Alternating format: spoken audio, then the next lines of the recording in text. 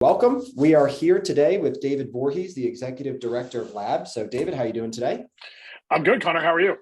I am doing fantastic. So we're going to jump right into this. And one of the first questions I really love to ask anybody that we're sitting down with a nice interview with is, how did you get started in real estate? It's a good question. Probably like a lot of people potentially watching or listening to this, I was stuck in a job. Maybe not actually, because I did this midlife, right? I just aged out of YP technically. I'm 41, but I made a career change. So I was in my mid 30s. I had reached what felt like a ceiling in a career. I was in hospitality before this, and made a pretty quick realization that I wasn't ever going to be able to get to where I wanted to be working for someone else, right?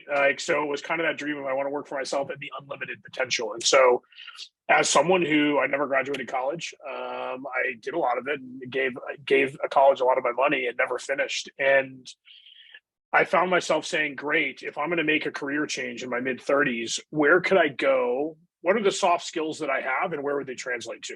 And so I ended up in real estate partially because when I bought my first house, which was before I was in real estate, the first house I bought, I thought my real estate agent was kind of adult. Like I was like, man, if this guy can do it, and he was a really successful agent too, like hundreds of units a year successful. And I was like, man, if this guy can do it, like certainly I can do it. And so I at the time said, okay, how much money do I need to have in order to make this happen? I thankfully was in a good enough spot that I was like, okay, I got 6 months to do this thing. And so I went through the process of getting licensed. I did it relatively quickly. I quit my job and I said, I'm going to go do this full time. And so that began my journey in real estate in 2015. So now close to 7 years ago. Yeah, I think it was 2015. It's long enough ago that it seems like a long time. And that was it. That's how I got in. And probably like many of the people listening to this, I got in instantly. I was like, there's no paycheck. What do I do now? And so that's how I got in. And thankfully, I'm still here. I'm still living my real estate dream. Yeah, well, that's awesome. I actually also joined real estate in 2015. I always make the joke I was young, broke with a man bun when I got into real estate. So it was a funny time back in 2015. And now you're just young, not broke with no man bun. Correct. Yeah. Switched a few things around. So what was you said you kind of come from another job into this. So what was life before real estate like for you? And you touched on sort of those soft skills, right? Those intangible skills. And so maybe talk us a little bit about what was that kind of job like before, and then what were some of those soft skills that you extracted? Yeah, so I was a director of operations for a small restaurant group here in Austin, and that was kind of I was in hospitality pretty much my whole life. When I left college, it was because I moved to Las Vegas from Texas because I thought I wanted to be in hospitality my whole life, and I was like, okay, if I want to be in hospitality, I need to go to a city where that's a real industry. And I was going to go to culinary school and do the whole thing. And I ended up working in nightclubs for a handful of years and never went to culinary school.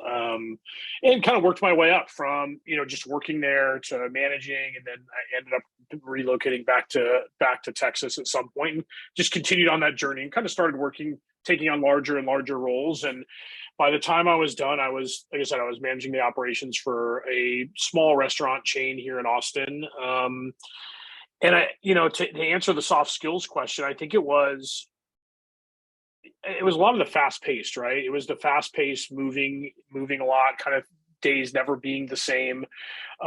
Customer service was a big one. I think I meet a lot of people from the hospitality part of the world that have been successful in real estate. And again, I really was looking down and saying, okay, I'm in my mid 30s. I don't have a degree to fall back on. I can't go be an attorney or a doctor or, something like that. Where can I go and make the amount of money I want to make? And real estate was, as we all know, relatively low barrier of entry to get in. What do you need? A 4-day course and $1,000. And you can be a real estate agent too, right? They don't tell you what you actually have to do to be successful in it and make the money you want to make. But yeah, I think it was those soft skills of dealing with people every time, problem solving a lot. And thinking on your feet. We have a relatively fast-paced environment, especially once we're in transaction. So I think that answers the question. Oh, 100%. And it strikes on an accord that me and my team leader, Joe Ryan, talk about all the time. And it's like, what's the industry that you find has the most success transferring into real estate? And the hospitality, the food industry, right? Because it's super fast paced. Results matter, and taking care of people is the name of the game. And just swap out food with, with real estate, and swap out it's a lot of the same processes. So, all right. So you kind of exited that. You went to Vegas, you came back and things like that. And obviously you started looking into real estate. Sure. I'm sure, I know that, Austin is the Mecca for KW, and that's headquarters, Yeah. But were there any other companies that maybe you had your eye on? I guess, why did you land with Keller Williams? It's a good question. So the YP world may know Bobby Moats, who he and I went to the same college, but not at the same time. And as I was exploring brokerages, I didn't just interview with KW, but KW made the most sense. And what it ultimately came down to is this: especially if I was going to make what felt like a midlife career change, I needed to go somewhere where I could actually learn how to do it. And the training and making sure that while making what felt like a really risky decision at the time, I was trying to remove as much risk as humanly possible. And to me, that was, okay, if this is the place, and I'm sure this happens today. I had one broker in Austin tell me, like, we don't take new agents. You should go to KW and learn how to be an agent and come back in a couple of years. And I found that interesting at the time, that some other broker was saying, this is the company that's good at training people how to do this. And so that struck a chord with me. And I met our team leaders, who are still the team leaders at our market center. And it all made sense to me. At the time, I went in for an interview with my team leader, assuming that there was some actual interview process. And as long as I had a pulse, I know that they were going to accept me. I know that now. At the time, I was like, oh, they're super excited to have me. This sounds good. They must think I'm going to be successful. And little did I know at the time that, like, so long as I was upright and breathing, they would have signed me. So, that was it. It was really squarely based around the training. And, I met Bobby and his wife Shayna for drinks and appetizers a couple of times to kind of talk about the process, and their confidence and their success early in their careers too gave me a lot of comfort that I was making a good decision. Yeah, I remember a lot of Bobby from some of the early MCTT calls and a lot of that. And I had actually come to the Future Con that we had in Vegas there. And I remember walking by like one of the early morning buffets. I was like, oh, that's Bobby Moats. Oh, yeah, that's pretty good. Yeah. Well, he and I were the proud leaders of a failed YP chapter in Austin. So we've been in the YP chair a long time. Okay. And I'm going to be going to their launch. I'm heading to Mega Camp, obviously, we got in a couple of weeks coming up here. So I know they're going to be doing their relaunch and everything like that. So they are right downstairs on the first floor. I'm upstairs on the fourth floor right now, but and I'll be there too. I'll be at that launch as well. Okay, good.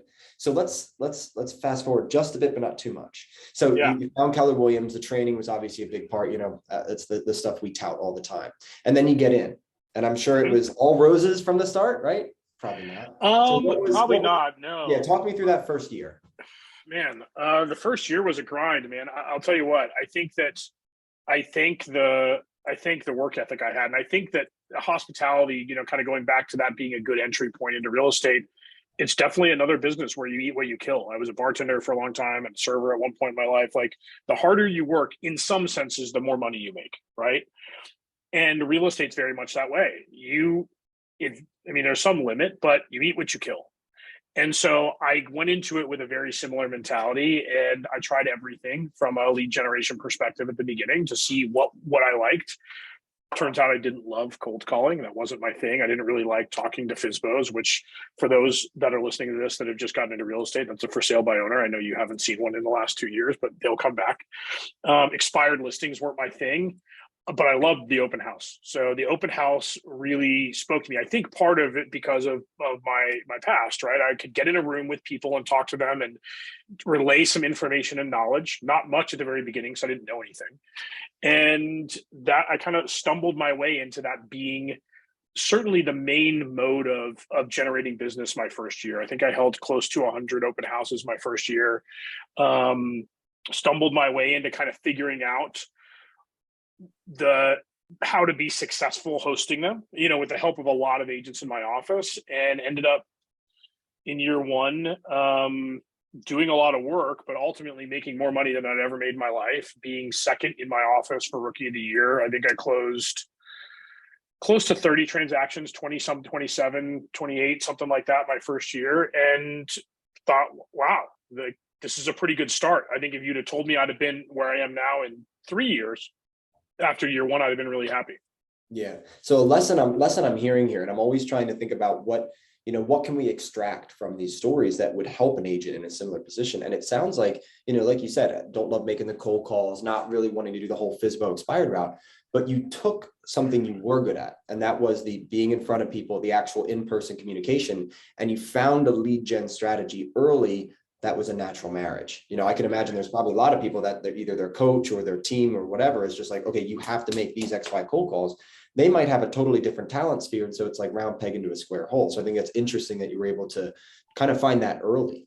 Yeah, I think it's get into action, right? Like I knew that I had a finite amount of time or I was going to go back to a job I didn't like and I didn't want to be in, right? So like I had a real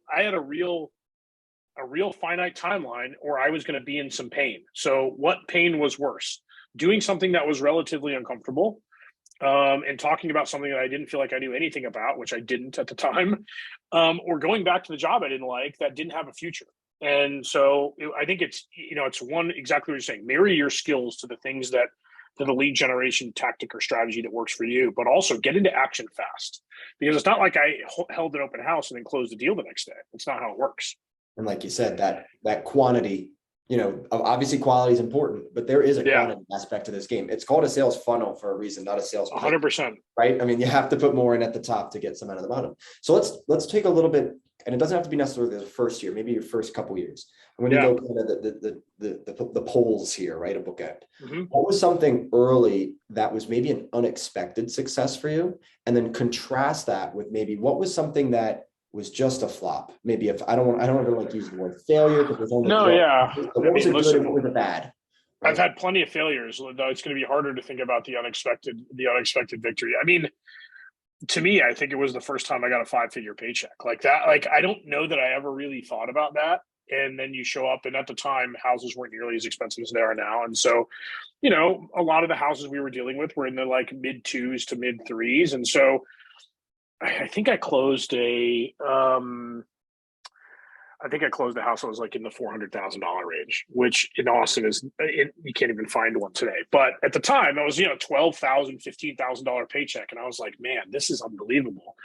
And just being able to do that was more money than I would make in a quarter at my other job. Like it was just a tremendous amount of money to me, and so that was, I wouldn't call it a surprise success, but it was real tangible at that point to me.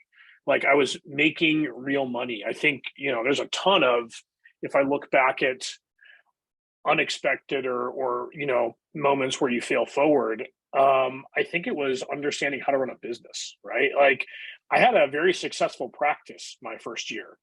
And then you start to run a business and you start to understand that there's going to be expenses and, I can't just go deposit the check into my account and that's my money to live off of. Because guess what? I might not have one for a couple of months. So I think that was the biggest, kind of stumbling block in year 2 was understanding, okay, I've got to figure out how to run a business. And thankfully I did have some skills there. And so I thought about it that at the beginning, but still trying to balance the expenditure of money and creating a profit, right? $200,000 in GCI is not $200,000 take home money.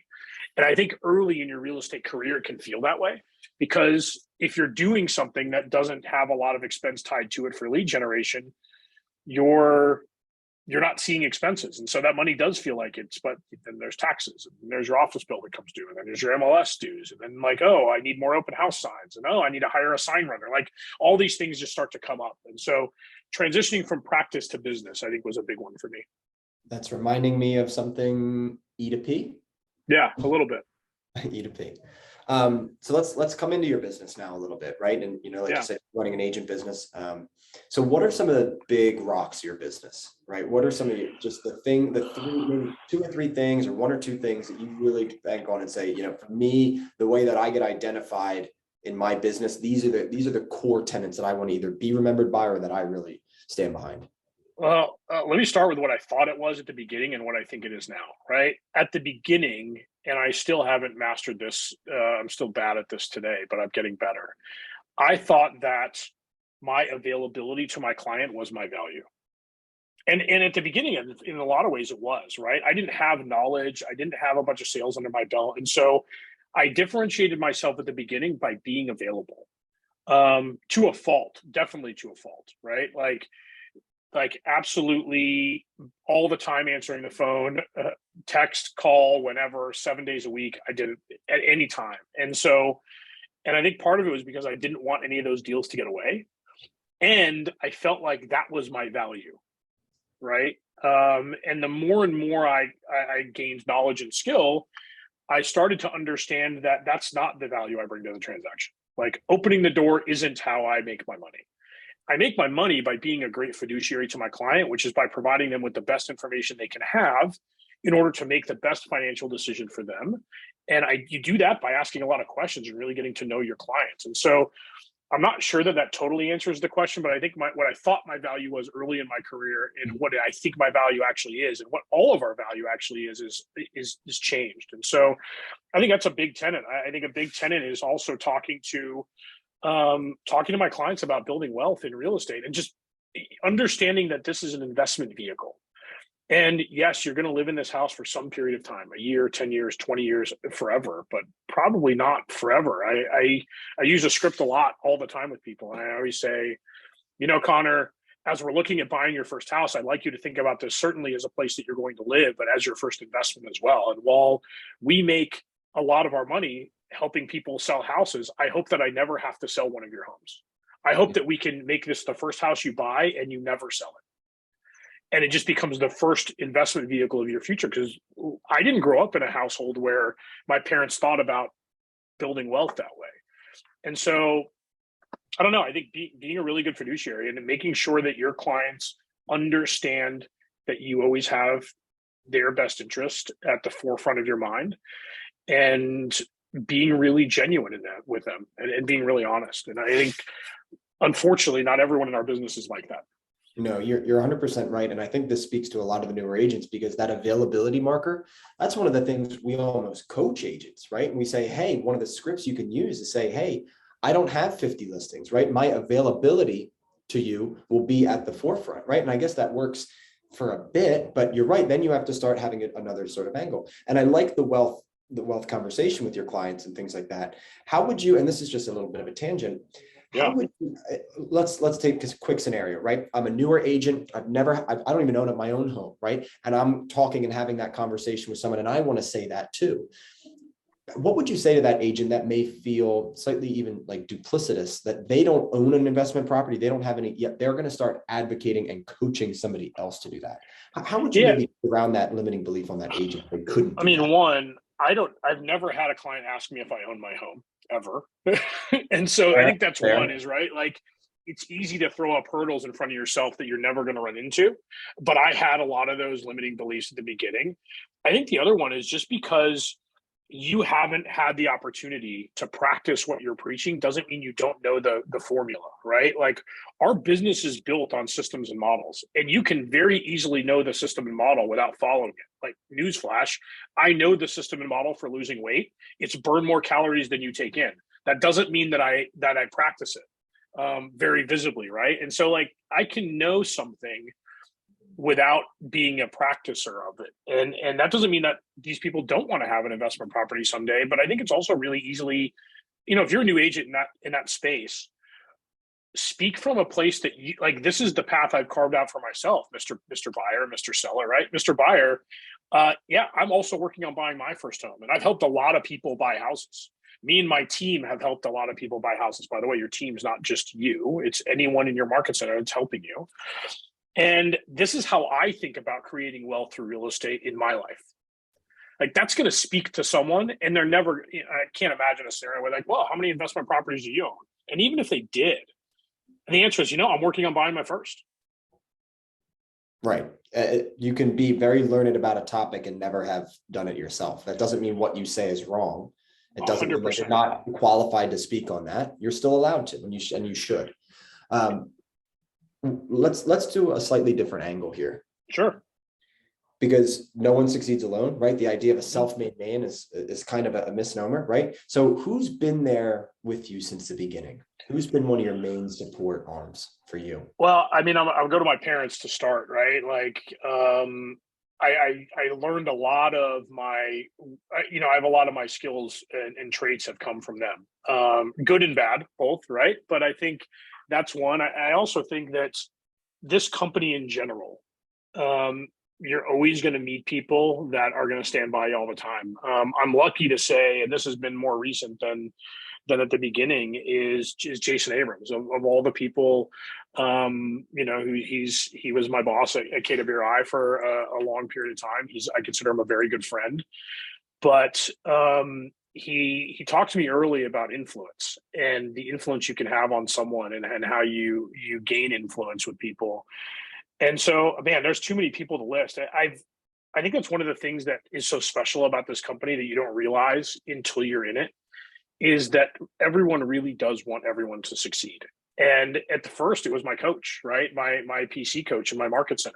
Her name was Julie, and she was fantastic. And she really cared about me being successful. And it was a couple of agents that I just happened to meet. It's funny, one of the team leaders at my market center and I were in Ignite together. And she's been back and forth from KW. She's here now. But we've kind of followed each other. And there's those people. I think you're a night class, right? I have people in my night class I still talk to this day, that we've just always supported each other. People that taught in my Ignite classes. I had instructors in there that were other agents in the market center that, took my phone calls at 10 p.m. On a Friday night when I was writing one of my first few offers. Like, there's all those people, and I hope that everyone's in a market center like mine. I think that that's true, that all of the people in our ecosystem are here for I think there's one thing that ties us all together, and that's the culture of us all winning together, right? And so that's not naming a lot of specific names, but I think those are a lot of the people, if you're looking for someone that you can look to. Who are the people that are teaching Ignite in your market center? Your market center leadership absolutely, for sure, have a vested interest in you succeeding. Your productivity coach, your MAPS coach, if you have one. And if you don't have one, think about getting one or getting into that world a little bit. I mean, there's people from my first Bold class I still talk to, that we were on a team together. That's where I met a lot of my early, I'd say, mentors and friends. There was a couple of people on my first Bold team that we just ended up continuing having coffee every week after that. So they're all around. They're not hard to find in our company, thankfully. Yeah. One of the things that, I'm an avid reader myself, and there's a Simon Sinek, I'm reading Leaders Eat Last, was recommended me by somebody. It's a great book, right? And one of the things that's early in that book is about creating a safe environment where we don't feel the threats from outside, right? And when we feel happy with what's inside, we're able to flourish, right? I'm going to pivot here in our last couple minutes together to another kind of Simon Sinek theory, and that's your start with why, right? Mm-hmm. So, David, what's your why? It's a great question, and I wish I had a really fantastic, succinct answer for you.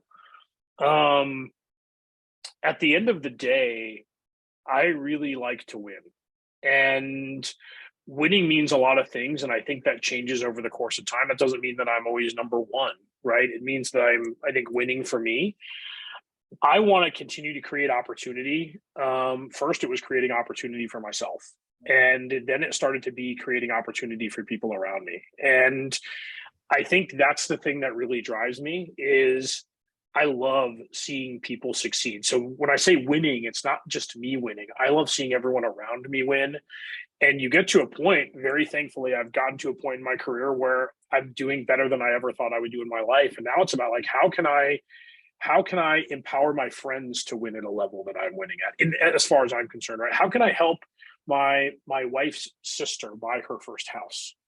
How can we take the knowledge that we have and make people better and help them achieve the things that maybe they thought they'd never be able to, in whatever aspect that means? But I think that's just the abundance mindset that our company comes with is not normal. It's not everyone has that.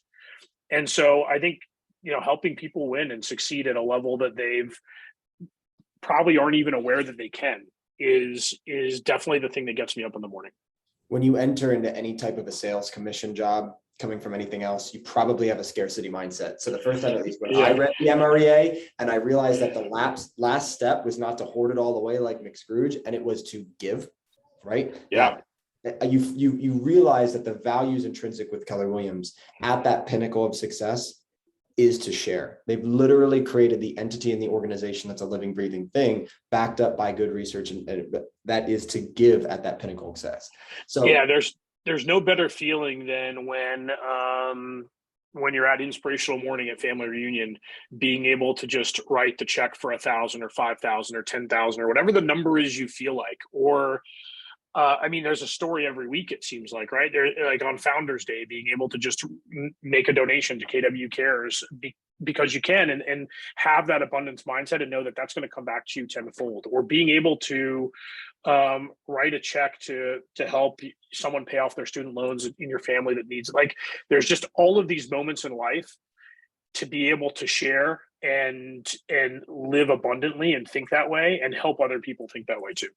Yeah, I mean, we're going to touch on that inspirational morning, and then I just have one final question for you. Yeah. Because I mean, I still remember in Orlando this past February, Sajik up on there talking with Mo about the program that he did and the doors that he was able to buy to fund his mission, right, over with that community overseas, and which was just really impactful. So let's go down to the last question here, right? Mm-hmm. And this question comes down to, let's say that you only had one piece of advice, right? You weren't able to pass your wealth along. You weren't able to pass your team organization on. You weren't allowed to do any of that stuff. The only thing you were able to pass on that anybody could remember David Voorhees for, what would be the one piece of advice that you'd give your 18-year-old self? My 18-year-old self, you know, I'd like to say that I'd change a bunch of things, but if I changed a bunch of things, I'm not sure I'd be who I am today. I certainly made a load of mistakes, and man, if I could, I frankly, I wish I would have found this company earlier in life, right? Like, I didn't find Keller Williams till I was 35. And man, if I'd have found this company at 25, I can't imagine how much farther along I'd be on my journey. And so I think it's, whatever you do, two things here. Whatever you do, play all in, and don't hold back, because you're not going to get out of this what you want. I think the other thing is always come from a place, have the work ethic and the grind mentality. I think every day, how can I give disproportionate value? How can I give disproportionate value to my clients such that I would never have a seller even ask what my commission is? How a buyer would never think about not referring me to their friend because the experience they had and the value they got from working with me was so great. In your relationships, how can I bring disproportionate value? I way outkicked my coverage in marriage too. Marriage one, it's a different story for a different time. But like, I way outkicked my coverage, and how can I bring disproportionate value to my spouse, to my friends, to my parents, to the people that work for me and with me? So I think it's that. I think it's bringing disproportionate value. I love that. And I think any agent going about their business today, not just from their business side of things, but like you said, from their home life, how they deal with their parents, how they deal with their significant other, possibly how they deal with their children, that rule can be taken and spread across all of that to make a nice, happy life. And if you do that, you're going to get everything you ever want. If you give everyone everything they ever want, and you find a way to make that true, you will never be without. Well, I think that's a perfect way to wrap up our half hour here. So David, thank you very much. I appreciate you for today. We're going to go ahead and stop the recording, but anybody in our audience that's going to be listening in, you can definitely look up David on Facebook. I'm sure you'll be able to see him at all the family reunion and mega camps. Always welcome. Yeah.